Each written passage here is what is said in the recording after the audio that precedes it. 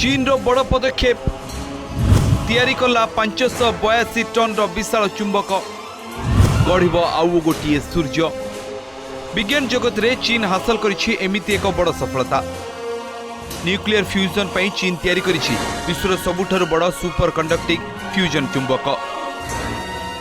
एक विशाल चुंबकर ओजन प्राय 582 ton. T आकार चुंबकर लंब हेउछि 21 मीटर और चौड़ा 12 मीटर। याकु विकसित करिछि चीन रो इंस्टीट्यूट ऑफ प्लाज्मा फिजिक्स। वैज्ञानिक माने यार परीक्षण मध्य सफलतार सह करिसेंति।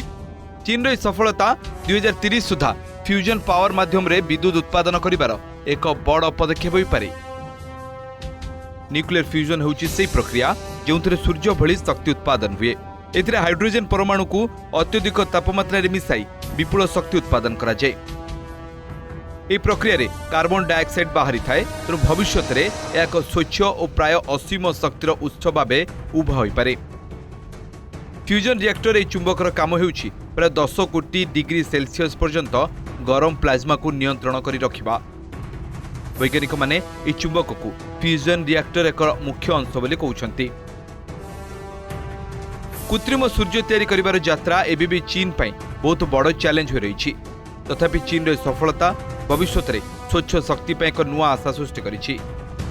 यदि फ्यूजन शक्ति सफल हुए तेबे आगामी दिन में विश्वर शक्ति उत्पादन प्रणाली रे बड़ परिवर्तन आसिपारे। Bureau report, OTV.